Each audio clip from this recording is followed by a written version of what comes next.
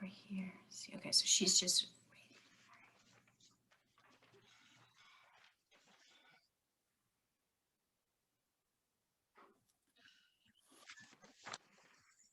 That's Cherry. Hello. Hi, Cherry. How are you? Good. How are you? I'm good. Good.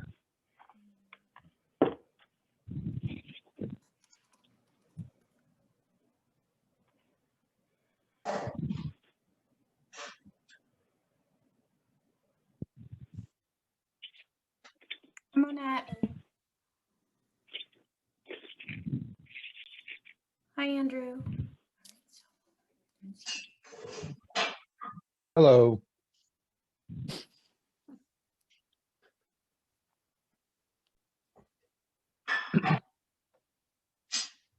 All right.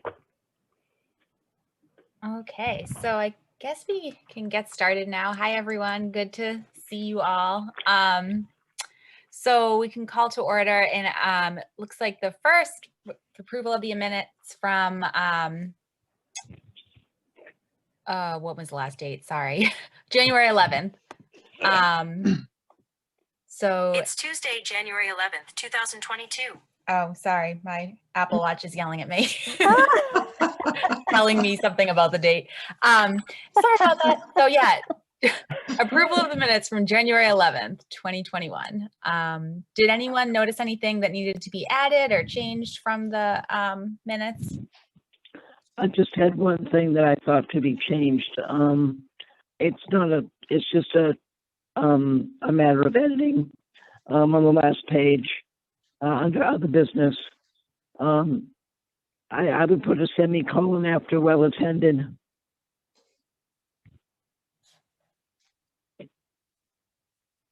Oh, yes, I see where you mean, Cherry. Yeah. Yeah, that's the only other thing I business saw. about the pulse of reading. Okay. Yep. Great. Thank you. Everything else looked fine. Yeah, to me as well. Anyone else have anything from the minutes that they thought should be edited or added to?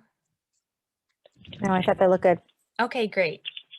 So do we have a motion to accept the minutes just with the edits from Cherry on that one section? Oh, yeah. No.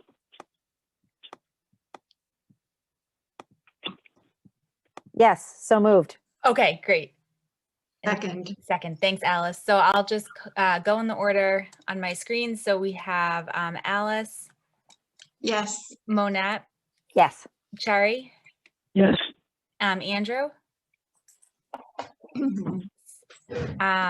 You're muted, but I saw you say yes, Andrew. So Sorry, yes.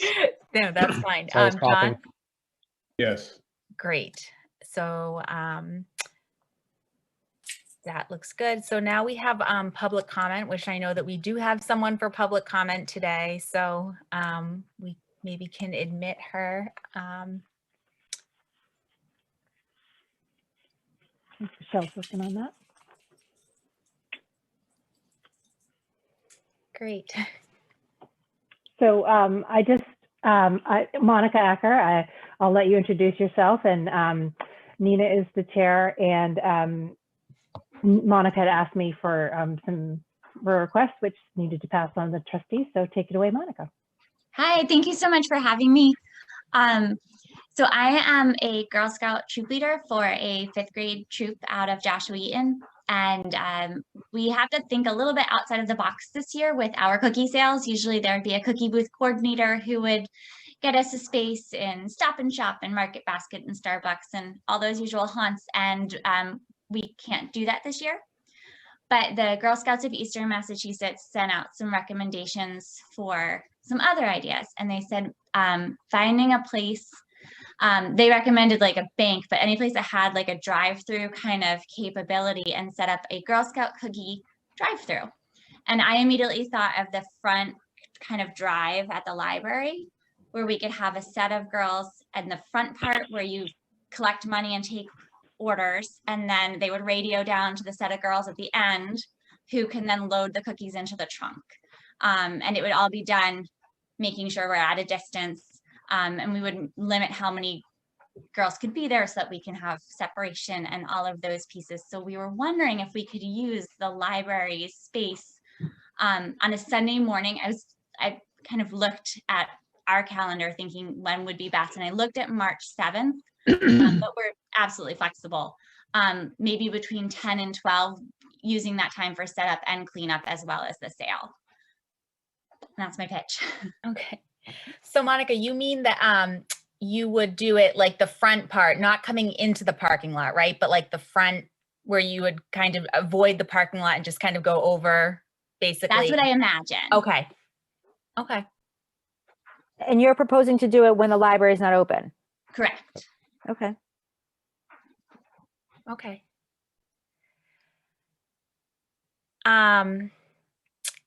I would actually say that you could consider using the whole library parking lot only for safety. I could see how the fire department might be concerned about people queuing up, although I don't know how many people would queue up.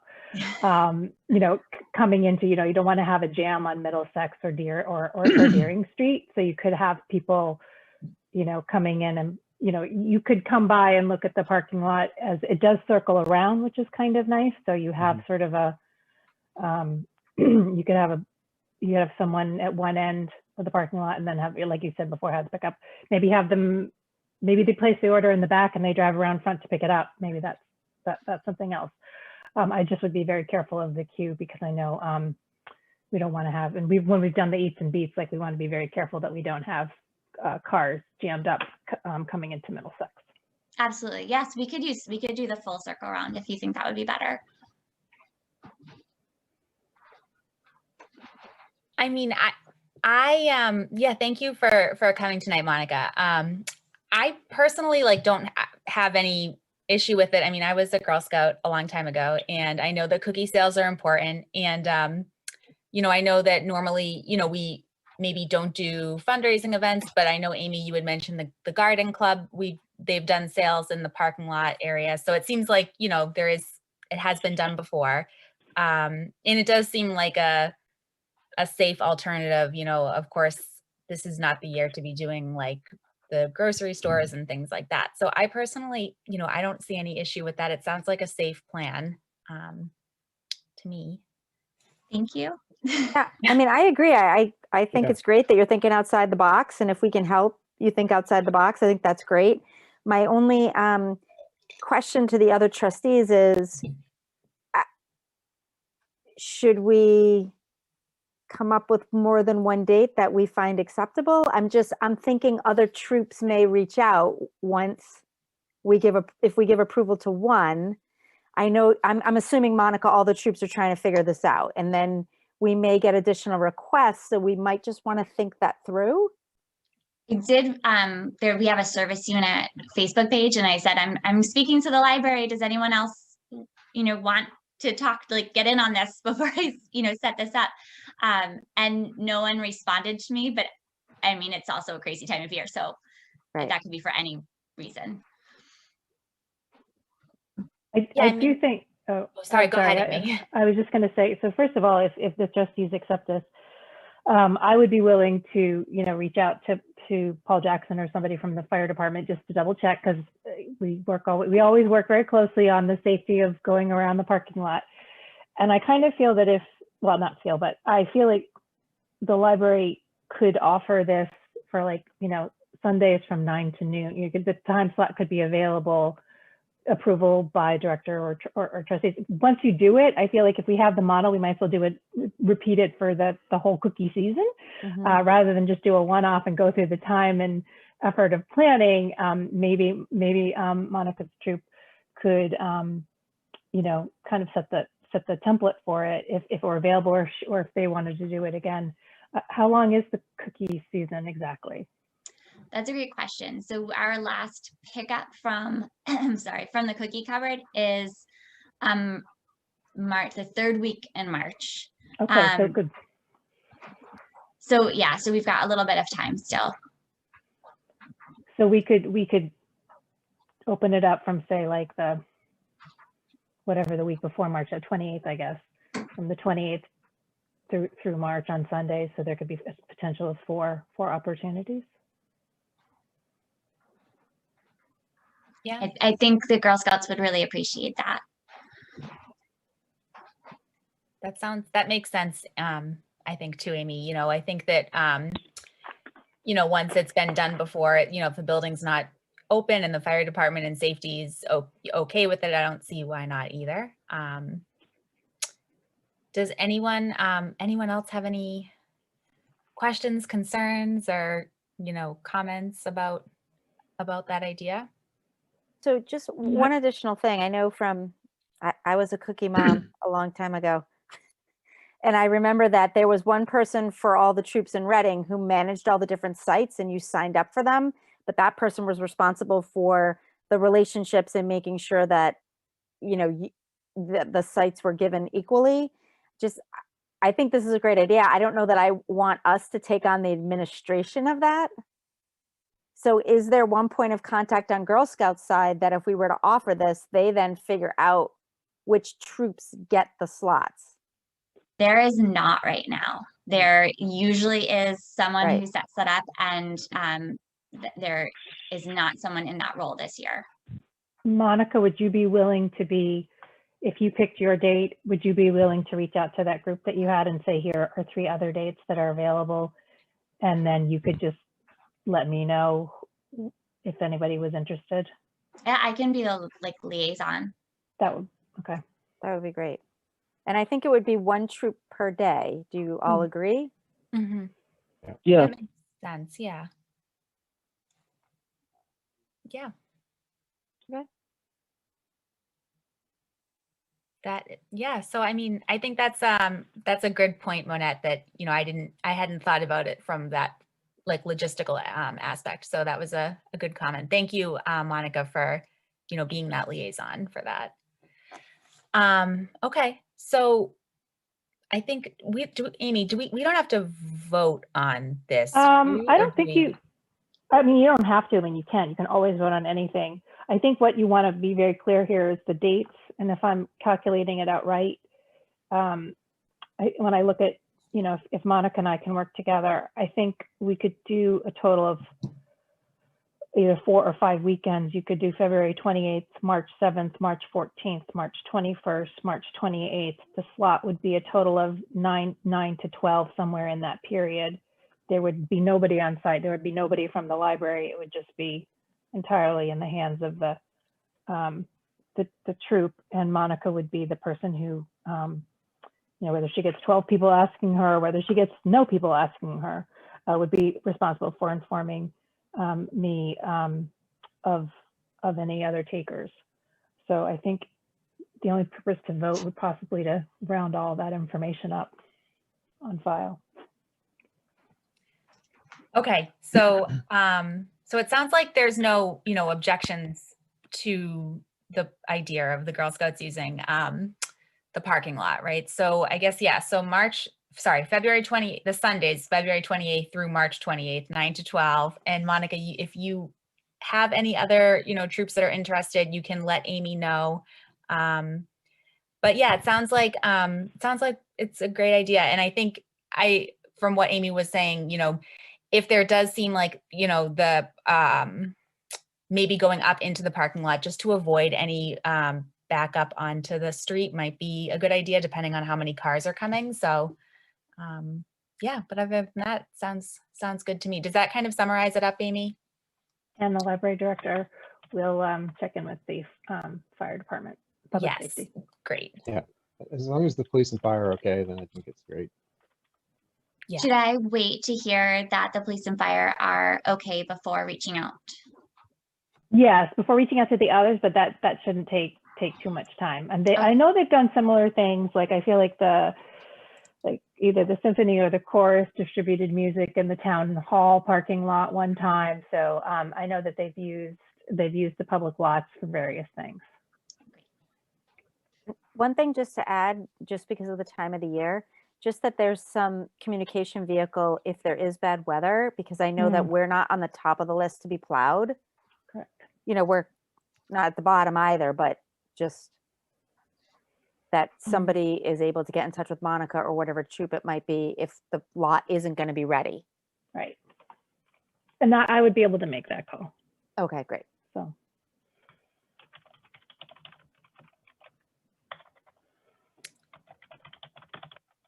Okay. Well, I think sounds like it covers everything. Good luck. Good luck, Monica. Thank you the very chair. much. Thank you all Yeah. for listening to this idea and going along with it. Thank you. Of course. Good luck, and thanks for coming tonight. Bye. Have a Bye. great Have a meeting. good night. Have a good night. Thanks. Okay, so I know that Michelle had said there wasn't any other public comments that had come through on the email. So I think that pretty much covers that agenda item. But so moving into the review of the lending to decertified libraries policy that was in our packet. Yeah, so this does not require any changes or anything. I just wanted to raise it up because there are an inordinate number of libraries that are applying for waivers, but also about 6 or 7 libraries, which is a little higher than normal, that may not receive their certification this year due to budget cuts. And I can tell you right now that there are, can't read this, over 50 libraries applying for waivers. Many of those are first-time waivers. Some of them are repeat customers, but many of them are first-timers or only asking it for every few years. There are several. I think the closest one that might be affected is Stoneham, although they may have adjusted that. A lot of libraries are in the process of trying to work with their municipality to get up to whatever, at least to get a waiver, if not just flat out rejected on their certification. So I just wanted to raise it up because if it is a community that's as close to us as Stoneham, we do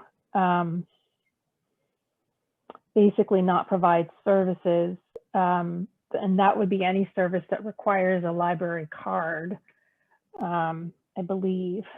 So it's not just circulation. So if there's any questions or discussion.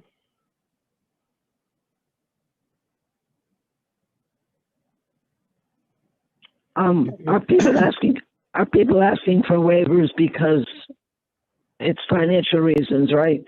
Right, and waivers, we can definitely provide services to people who receive waivers. It's the libraries that are decertified. Decertified. Yep, and there's only going to be like 6, but. Do you think that there will be, do you think Stoneham will be decertified? I really have no idea right now because I think I have no idea. I think it changes. It's going to change. I think we'll know in another month. But I think, go ahead. Are these things basically COVID related? Or is there no way to know? There's no way to know. Part of what they're talking about is if the cuts are disproportionate. Generally, you'll get a waiver if the cuts are proportionate, meaning the police department got a cut and the schools got a cut and everybody else got a cut. But what they are really leaning hard on are groups or towns where maybe most departments got like a 5 or 6 or 7% cut, and then the library gets a 17% cut. It's a disproportionate loss of some sort. It's usually based on that fiscal year budget requirement. And this is actually in retrospect. So these are libraries that either, sometimes they cut their budget at the end of last year, they just withheld the funds, or they, maybe they laid people off, they can recover that. So they do try. I feel like the Board of Library Commissioners, and I can send you information offline, or not offline, but outside of this meeting, they do make a concerted effort to make sure that, library services are not denied to people. And in regular times, we would be able to provide services like to like people could come in and read books and read magazines. They could come and sit and use the space. They just can't take anything away or use, resources that basically require that library card, because their municipality's not pulling their weight, as it were. Yeah, I guess I feel that I really hate to punish a town if circumstances were beyond their control because of this situation these days. Because I mean, I guess a little leniency during this time seems reasonable. Amy, is Stoneham the only library in our area that is like a potential? Yes, and okay. like I said, I can't even guarantee that. Yep. Um, Okay. and it's like a very small. Again, it's because I'm not sure. I can check with the director there, and I feel like they were in discussions to even get off of that list. So they may be all set. I'm not sure. We won't know until March or April, and then they would have, maybe 6 or 8 months of this restricted service until they could maybe get recertified or move to a waiver. Maybe it would be a year. Could we revisit this issue then when there's something to talk about specifically rather than theoretically? Yep. I just wanted you to let you know that if it does come out, we'll go with what we have on file. You can change, as policy. You can absolutely change it at any time. Yeah, I mean, I think we maybe could make a provision if we needed to for the circumstances these days, and then just make it something temporary, I guess, if we had to, or if it seemed the right thing to do.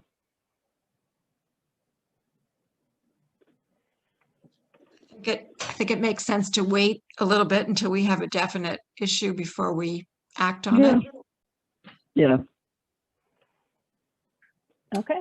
Okay. Sounds like a good plan.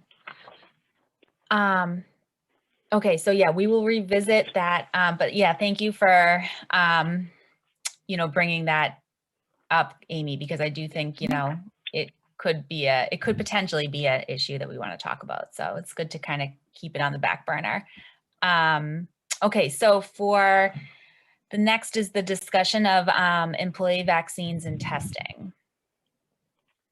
So I have no presentation on this. I just know that basically, the libraries are in phase 3 or whatever, group 3 of the vaccinations, after school teachers, rightfully so. Well, not rightfully so, but I shouldn't say, but I think teachers need to get vaccinated. There are questions from the staff about, I think much of it obviously is, very stressful and anxiety knowing that vaccinations are going on. But we do serve the public. To that note, I sent out today to I think Nina and Monette, I let them know, but also the Board of Health, that we are resuming our in-person appointments next Tuesday after the holiday, because Reading we watch it each week. And so now that libraries are permitted to go back to the 40% capacity and Reading has been yellow for 2 weeks, we will, kind of watch it, but we plan to be reopening for PCUs, browsing, and for study areas. So we will be providing appointment-based services to the library at approximately averaging out to 40% of capacity, keeping in mind, of course, we also have staff on the floor as well in many of these spaces. So we calculate all of that into that. So we are providing services. I would say that we have recommended double masking to our staff. We have extremely good protocols in terms of both workspaces, and our public service spaces are very clearly delineated. We have the Lexan or Plexi in various spaces that keep people separated. That's in addition to masks, that's in addition to hand washing. So all of these things are layered on.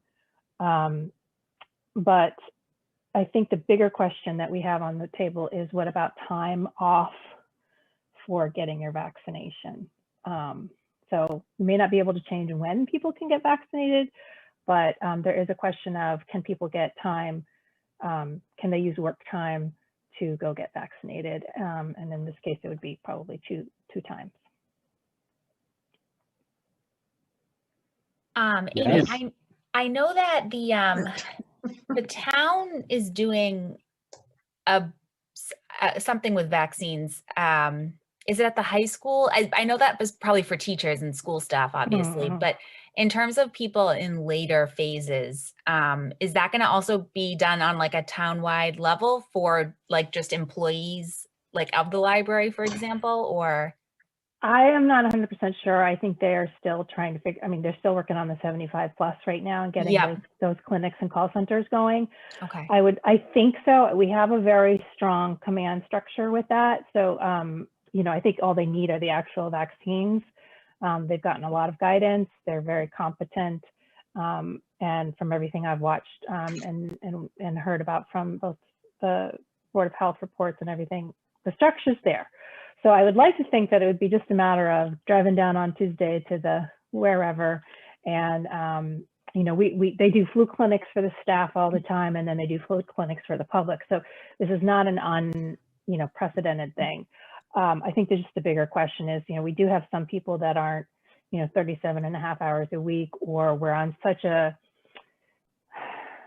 scattered schedule that, you know, someone's working half remote, half not remote, and, you know, how do they report that time? So I think there was just, I think it's different than getting tested. So if I were to, you know, go to Hawaii for a couple of weeks and then had to come back and get tested, I don't know that I should ask the library to pay me for my time that I had to stand in line and get tested. I think that's my responsibility.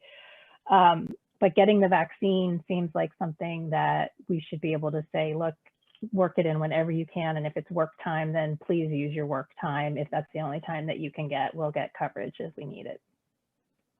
That seems to me like a very reasonable thing. Yeah, I agree, Cherry. Plus Like, sorry, go ahead, Cherry. It's safer not only for the employee, but also for the public. Right. So it's kind of a no-brainer. I agree. I mean, it's you know, we're talking about, you know, there's presumably 2 days if they're getting both shots. And it's, you know, it's not a full day. No, it's just a short period of time. Yep. I think that makes sense. I mean, I would hate for someone to feel like they can't get it because, you know, they're worrying about coverage, or, you know, I think that would be unfair. And it's also kind of mean. Yeah, so I totally agree. I'm sorry, I'm confused about what you're asking. Is it the flexibility? It's okay to use work time. I'm sorry? It's okay for them to get their vaccinations on work time. Yeah, but is it a question of we want to be as flexible as possible, and so get it when you can get it, and we'll work around the schedule, or you're gonna be paid to go get your vaccine? I guess I had been thinking the first, that whenever you can get it, you know, if the first available is Saturday, then go get it on Saturday. But if the first available is Monday, then don't worry about it. It'll treat it like jury duty, and you get paid for it. So, I mean, that's why I don't know. Like, there's just so many variables. I mean, one thing to consider is it certainly hasn't been easy for people to arrange to do this. So I think it really doesn't need to be made more difficult for the staff, because I mean, hopefully it is going to get easier, but right now it isn't. And you know, I can't see asking someone to turn down an appointment because it's not on a Saturday or a day that they're not working. I think we should support the staff in getting them as soon as they can. Absolutely. I will say that, like, for example, with the snow day, such as we've just had, if somebody's scheduled to work that day, they get paid for that, even though we closed the building. And then somebody doesn't work that day, they don't get the free hours of pay. So we could look at it that way, which is, if you have to get your COVID, if the only COVID shot you can get is during your time, then I mean, maybe people will deliberately schedule their vaccination during that during their work hours. But I suspect people will be just going for the earliest, most convenient vaccinations as possible, and then, you know, kind of backfilling. without having a lot of structure, it's just very flexible. It does leave us open to, you know, having 8 people gone on 2 o'clock on Tuesday, in which case, you know, I could conceivably see, you know, limiting services or reserve, you know, reducing appointments or something like that. But I really don't, I honestly have no idea what to anticipate with this. I think it's the first question that folks came up with is, do I have to do this on my own time? You know, not can I get paid to do this necessarily, but you know, if I have to make my doctor's appointment or whatever appointment at 2 o'clock on a Tuesday, can I still do it and not be penalized and have to make up the hours? Yeah, I still think it's reasonable to let people do that. I don't envision the librarians as trying to abuse this option. Yeah. But you know, by I'm all for deliberately it. making an appointment during work hours, Right. I don't see staff doing that on purpose. Yeah. I support it. I do think there should be a mechanism that balances it with coverage. So maybe, I don't know, Amy, you're way better at this than I am, which is why you do what you do. But you know, maybe there's a minimum coverage that you need. Yeah. And so, yes, absolutely, we support it up until the point it crosses that threshold. Yeah. I I think we could come up with that number. We do know what that number is for yeah. for certain services in building. We do that for security reasons. It's just not ideal. Basically, on a Saturday afternoon, you run a high risk of being put on hold for a lot longer than you do on a Wednesday at 2 o'clock or whatever. So we do know what minimum staffing looks like, and we can arrange with shift schedulers to say, you know, as soon as you have your appointments, please let us know, and you know, we'll get you in there. And people, I'm not sure, again, it may be, I'm not sure, again, will it be by employees, meaning it's town employees, or will people have to go to their hometowns to do it? So we do have a lot of people who don't live in Reading, not a lot, but we have a decent number of people. So, you know, I have no idea what North Andover is going to do, or Merrimack, or Cambridge, or Michelle's like, I'm hoping they make it to North Andover.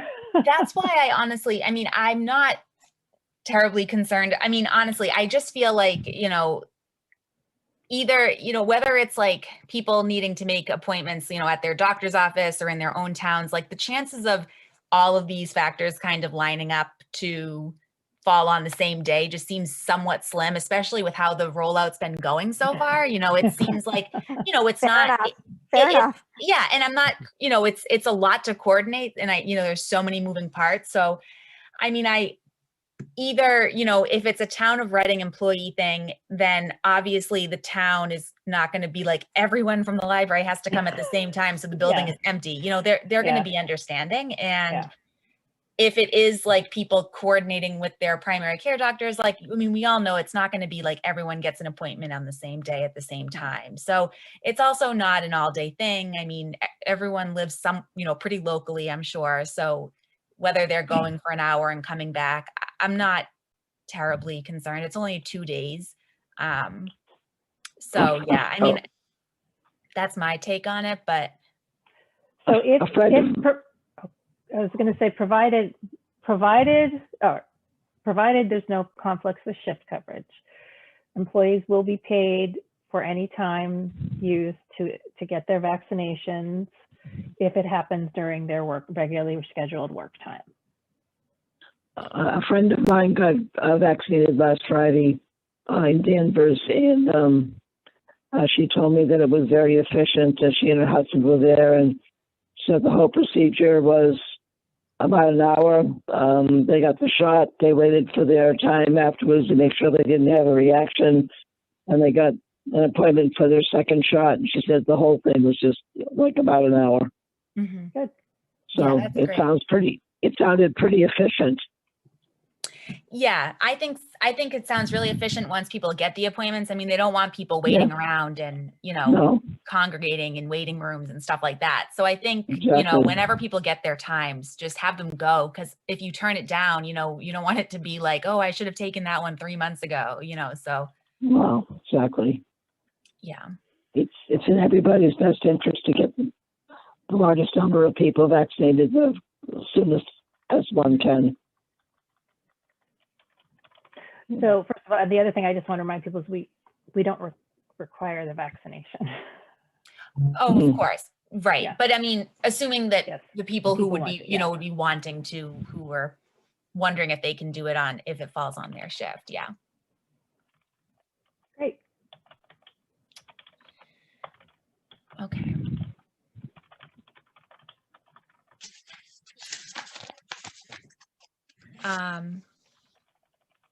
So for the financial update.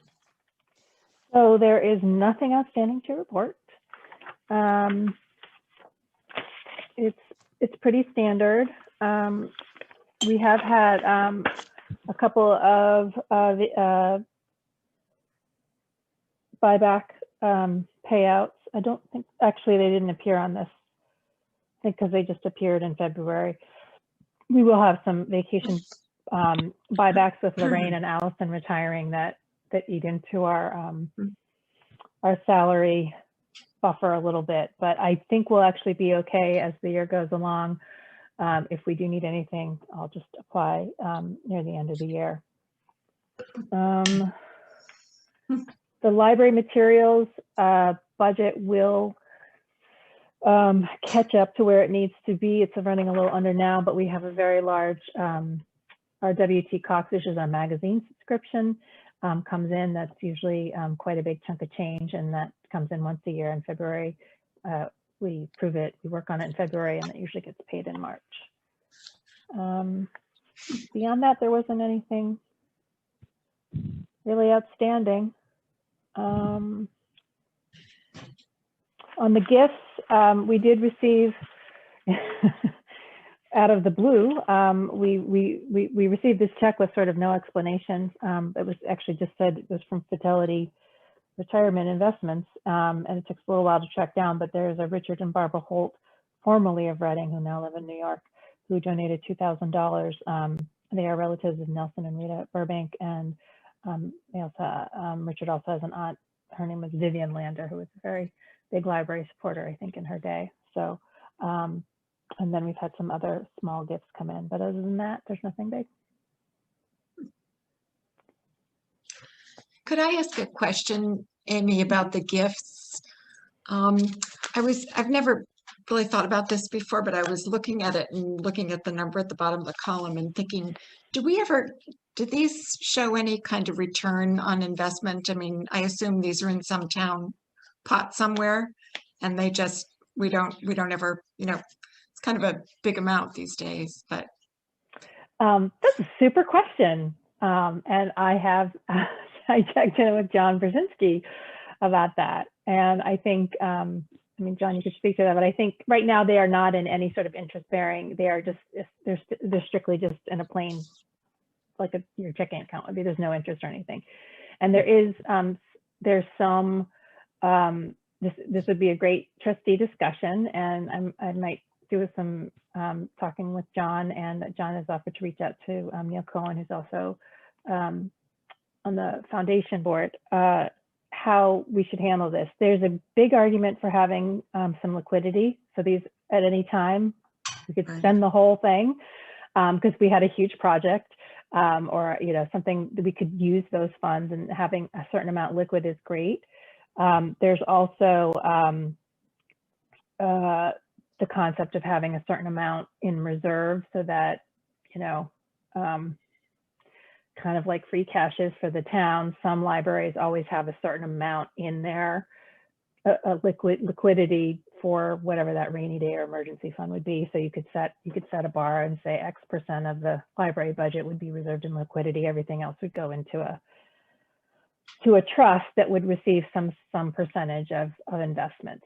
And the question then becomes, is the is the interest only expendable, or can you actually expend some of the principal? And that depends on how you set up the trust, which is so far outside of my field of knowledge. I'm just gonna shut up now. I would just add, I mean, Amy and I had just an email exchange about this. There's some additional information I think we need to dig up, and I need to dig up, and then I think this would be a great topic of discussion for the trustees. But yeah, some basic questions about, like, for example, I know the town has a trust committee, but I don't know how the trust work. So I'd like to understand that a little bit better. There's an element of, okay, what are the library needs above and beyond? Are the restrictions on different gift funds or trust funds? So there's a number of things that it'd be helpful to understand, prudently. I would envision that, I think the same way you're thinking, Alice, is that this is typically something that's managed sometimes by a volunteer, sometimes through the town, but managed very conservatively.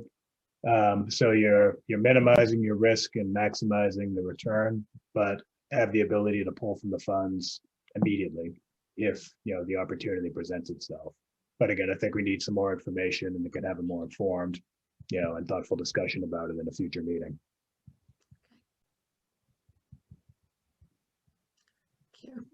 Just so you know, John, I did not tell Alice to ask that question. Wasn't planned. No. It was not. It was not. I don't know. Okay, so and then the director's report, Amy? Yep. Again, that was fairly brief. So I did mention that we're going to be opening to services next Tuesday.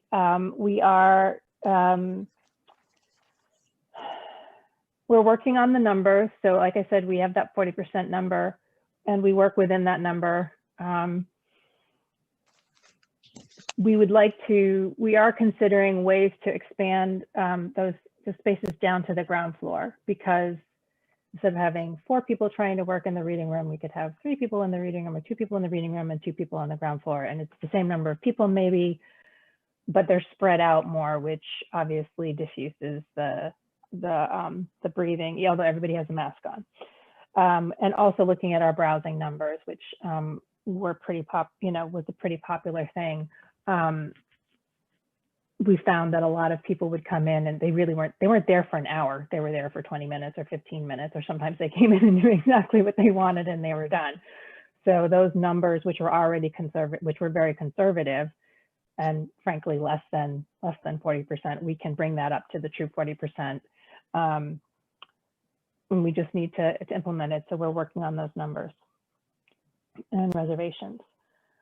We did have a low month in circulations of physical materials, but our online materials, and I just gave you Overdrive, I didn't give you a breakdown of the other electronic services, they're still continuing to creep up and get used. January is typically a bigger month for our online resources, because that's when everybody gets a new iPad or they get a new whatever, and they're all downloading all their books and audiobooks. So it's not too far outside of our normal things. I just was a little surprised that our physical circulation dropped so much, but I think that's because we didn't have the in-person browsing appointments where people would come in and they would check out like 12 or 14 books. So I think that's pretty normal. Thank you to the chair of the trustees for providing a great cover letter to our annual report that has been submitted to the town manager's office, and will go into the annual town report. It was a very challenging year to write this report, and as you know, normally we provide a lot of statistics on a lot of data, and we compare it to the previous year. So that was sort of a pointless reference to report on for the calendar year 2020. So we sort of did a month-by-month breakdown of the highs and the lows, and then the really lows, and then the highs. So it was quite a little roller coaster ride to write that. And I just want to say again, and Nina, you were so great and very supportive of the staff and the work that they've done. It really was, when I look back at it, if you think about the return where we had almost 8,000, I think it was 7,900 and something returns at the high school, If you think about opening up to that curbside service, along with every other library in the Commonwealth, we had no idea what we were doing. We had to keep changing how we did it, and then we moved it inside, and then we had browsing, and then we had PCs and studying, and then we had browsing. To accomplish all of that in the time period that we did, in addition to being just simply closed for 10 weeks, for 10 whole weeks, actually a little longer than that, but closed to the public. That was an incredible amount of work that these folks have done. So it really has been an incredible year. So that's the annual report. And for personnel, we're very pleased that we were able to promote Andrea Hogan from our borrower services team into Allison Sloan's position. Her hours will be given to or increased for Valerie Goldheithouse. She's worked for us for several years now, and she will be able to receive paid time off benefits by moving from 14 hours to 20 hours a week. However, that still leaves us with a gap of a person and about 14 hours a week of service that we need to find. So we are in the process of hiring, trying to hire for a part-time non-benefited position in the borrower services. It is a difficult time to hire at that level of a position. The librarians I thought were difficult, but paralibrarians, especially part-time, it's just the specific knowledge that you have to come in, jump in and learn. You have to be very curious and very interested. So we're hoping to get some good candidates, but I think it's not exactly the best paid job in the world, and it is limited hours. So keep your ears to the ground if you know people looking for really part-time positions.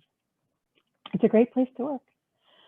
And that's it. We really don't have a lot of other things to report. We were closed for a day last week due to the snow, although we were open on Sunday despite the snow. Any questions?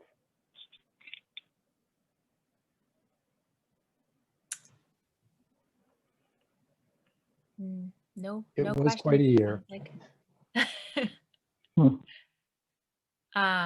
Okay, so thank you, Amy. So and it sounds like there's no other business then, right? Or does anyone have anything else for other business? Oh, not really other business, Nina, I think I just sent you an email. Yes. I wanted to let you know Michelle was great. She posted up all the information about the equity and social justice division, and then the position information that is up on our website now. That information sort of was always there on the town website, and then the HREC, and then the Alliance, and select board minutes and our minutes. So it was all there, but it was more difficult to find. So Michelle did a great job of putting that up on the website.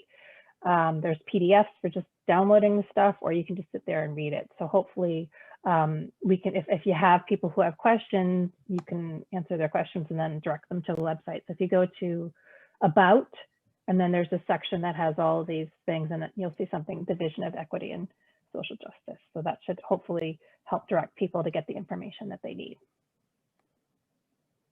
Thank you, Michelle.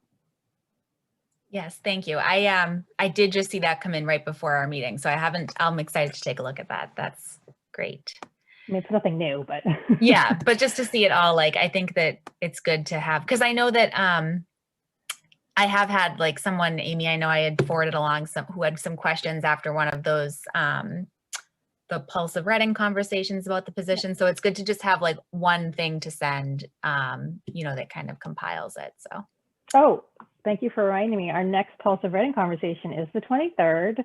We're very excited about that. It's what is privilege and why is it, what is privilege and why is it important?